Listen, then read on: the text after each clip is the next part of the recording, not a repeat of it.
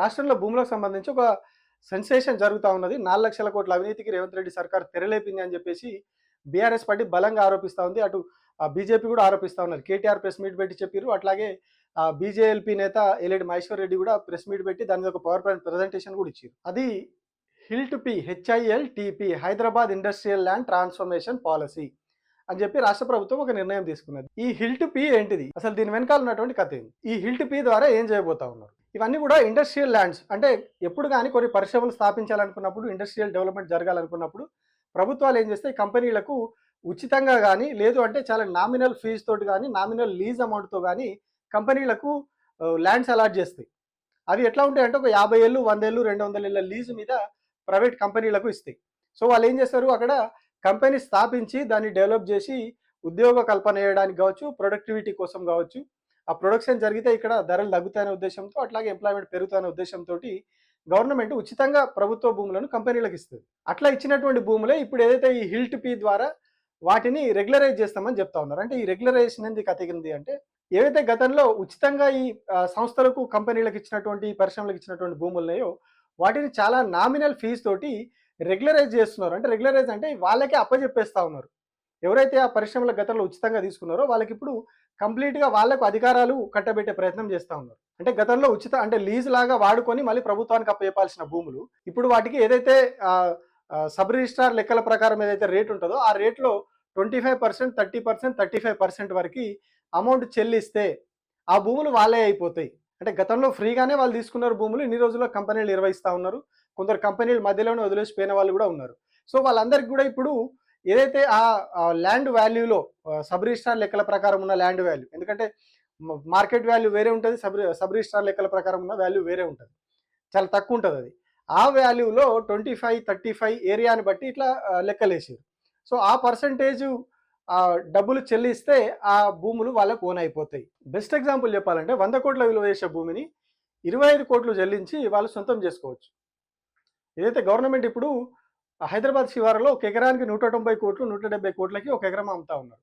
అదే ఎకరం కూడా ఇక్కడ కూడా ఆల్మోస్ట్ ఒక 100 కోట్లు వేస్తుంది. దట్టు ఇది సిటీ మధ్యలో ఉన్న భూములు, ఇవన్నీ కూడా ఔటర్ రింగ్ రోడ్ లోపల ఉన్న భూములు. ఇవి ఔటర్ రింగ్ రోడ్ బయట ఉన్న భూములకే 190 కోట్ల దాకా 170 కోట్ల దాకా వచ్చింది. ఇది హైదరాబాద్ సిటీలో ఉన్న భూములు అన్నీ కూడా, వీటికి ఇంకా ఎక్కువ ఉంటుంది. సో ఇండస్ట్రియల్ ఏరియా కాబట్టి కాస్త తక్కువ రేట్ అనుకున్న 100 కోట్లు లెక్కేసుకుంటే 100 కోట్ల భూమిని కేవలం 25 కోట్లకి ఇప్పుడు వాళ్ళు సొంతం చేసుకుంటారు. గతంలో ఫ్రీగా ఇన్ని రోజులు వాడుకున్నారు వాళ్ళు, ఇప్పుడు ఆ 100 కోట్ల విలువైన భూమిని కేవలం 25 కోట్లకి 15 కోట్లకి 17 కోట్లకి వీళ్ళు సొంతం చేసుకోబోతా ఉన్నారు. ఇది ఈ HILTP policy, land transformation, industrial land transformation policy అని గవర్నమెంట్ చేస్తున్న పని ఇది. అంటే పరిశ్రమలకు గతంలో ఇచ్చిన భూములను ఇప్పుడు అదే ఓనర్లకు కట్టబెడతా ఉన్నారు. మరి వాళ్ళు ఏం చేస్తారు అంటే, వాళ్ళు వాటిని ప్లాటింగ్ చేసి అమ్మేసుకుంటారు. కమర్షియల్ ల్యాండ్గా కన్వర్షన్ చేస్తున్నారు అన్నట్టు. ఇప్పుడు వాటిని వాళ్ళకి ఓనర్షిప్ ఇచ్చేసి కమర్షియల్ ల్యాండ్గా కన్వర్షన్ చేస్తే వాళ్ళు ప్లాటింగ్ చేసి అమ్ముకుంటారు. అంటే నివాస ప్రాంతాలుగా అపార్ట్మెంట్ నిర్మించడానికి కానీ, ఇండిపెండెంట్ హౌస్లు నిర్మించుకోవడానికి కానీ వాళ్ళ భూములని వాళ్ళు ప్లాటింగ్ చేసి అమ్మేసుకుంటారు. అంటే ఇక్కడ అర్థం చేసుకోండి, చుట్టూ కాలుష్యకారకమైన పరిశ్రమలు ఉంటాయి, అది ఫార్మా కావచ్చు, ఇతర ఇండస్ట్రీలు కావచ్చు, చాలా అవన్నీ ఉంటాయి కంపెనీలు. సో వాటి మధ్యలో ఈ ల్యాండ్స్ ఉన్నాయి. వాటి మధ్యలో మిగిలిపోయిన ల్యాండ్స్ కావచ్చు, కొన్ని కంపెనీలు ఊడబిక్కొని వెళ్ళిపోయినాయి కావచ్చు, దివాలా తీసిన కంపెనీల ప్లేసులు కావచ్చు, ఇవన్నీ ఉన్నాయి ఇప్పుడు. సో వాటిని ఆ కంపెనీల మధ్యలో, పరిశ్రమల మధ్యలో తీసుకొని వీటిని ఇళ్ళ నిర్మించడానికి అమ్మే ప్రయత్నం చేస్తూ ఉన్నారు. ఒకటేమో 100 కోట్ల విలువైన భూమిని 25 కోట్లకి అప్పన్నంగా కట్టబెడతా ఉన్నారు. ఇంకొకటి చుట్టూ పరిశ్రమల నుండి కాలుష్యకారకంగా ఉన్నటువంటి, కాలుష్య కాసారంగా ఉన్నటువంటి ప్రాంతాల్లో నివాస ప్రాంతాలను నిర్మించే ప్రయత్నం చేస్తూ ఉన్నారు. దానికి ఇంకా వీళ్ళు ఏం చెప్తా ఉన్నారు, ఆ మిగిలిన పరిశ్రమలను కూడా ఔటర్ రింగ్ రోడ్ అవతలకి తరలించి వాటిని కూడా ఇట్లా ట్రాన్స్ఫర్మేషన్ చేస్తామని చెప్తా ఉన్నారు. అంటే ఇంకా పెద్ద స్కామ్ జరగబోతా ఉన్నది. ఇప్పుడు జస్ట్ 9,000 చిల్లర ఎకరాల భూమిని ఇట్లా ల్యాండ్ ట్రాన్స్ఫర్మేషన్ ద్వారా వీళ్ళకి అప్పచెప్తా ఉన్నారు. 9,000 పైగా ఎకరాలు హైదరాబాద్ లోపల, ఔటర్ రింగ్ రోడ్ లోపల, హైదరాబాద్ సిటీ నడి మధ్యలో నాచారం, జీడిమెట్ల, బాలానగర్, ఇట్లాంటి మౌలాలి, ఇట్లాంటి హైదరాబాద్ సిటీ నడిబొడ్డున ఉన్నటువంటి ప్రాంతాలు ఇవన్నీ కూడా. వీటిలలో చాలా అప్పనంగా తక్కువ రేటుకి భూములని రెగ్యులరైజ్ చేసి వాళ్ళకి అప్పచెప్తా ఉన్నారు.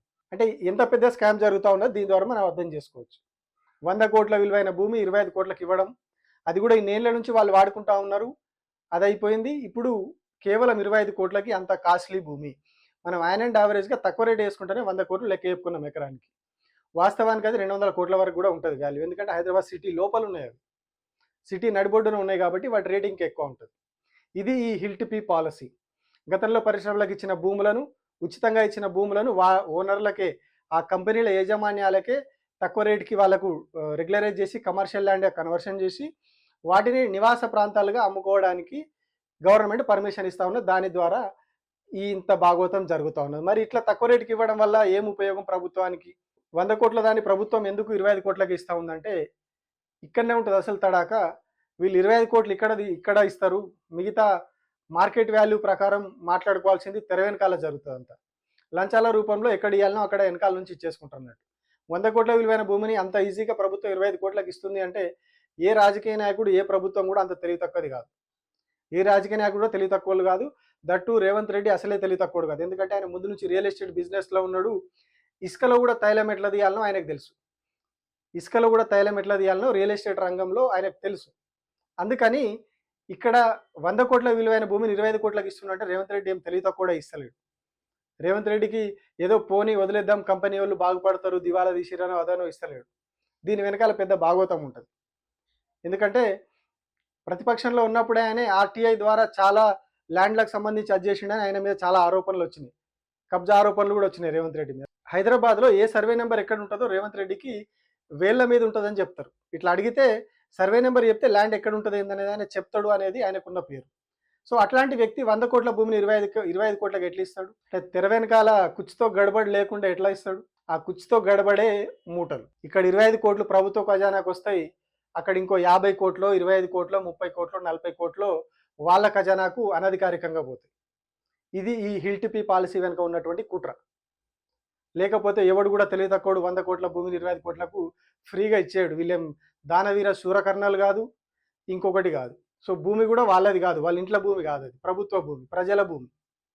సో ఎక్కడ పోతేంది? దాంతో 25 కోట్లు ప్రభుత్వ ఖజానాకు వచ్చిన లెక్క చూపుతారు. ఆ మిగతా ఎక్కడ పోయినాయి ఏందని దేవునికి లెక్క అవసరం లేదు. ఏమి అంటే అవి ఇండస్ట్రియల్ ఏరియా, కాలుష్యం ఉన్నది కాబట్టి దాన్ని తక్కువ రేటుకి ఇచ్చిరా అని చెప్పి, తక్కువ రేటుకి ఇవ్వాల్సి వచ్చింది అని చెప్పి సాకులు చెప్తారు.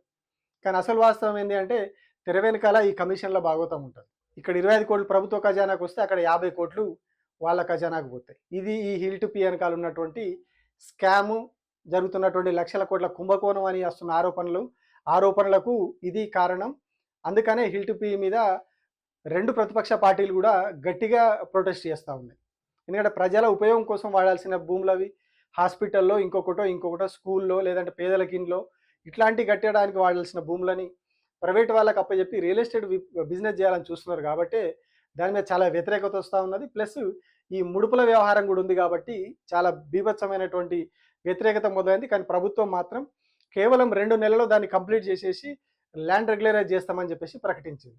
సో ఎవరేం చేసినా ఏం నడిచినా 2 నెలలలో ఈ భూములన్నీ కూడా ఈ 9,000 పైగా ఎకరాల భూములు ప్రైవేట్ కంపెనీల చేతుల్లోకి వెళ్ళిపోతాయి. ఎకరానికి 25 కోట్ల చొప్పున ప్రభుత్వ ఖజానాకు వస్తాయి. ఇక మిగతా ఎక్కడికి పోతాయో మీకు తెలుసు. Thank you.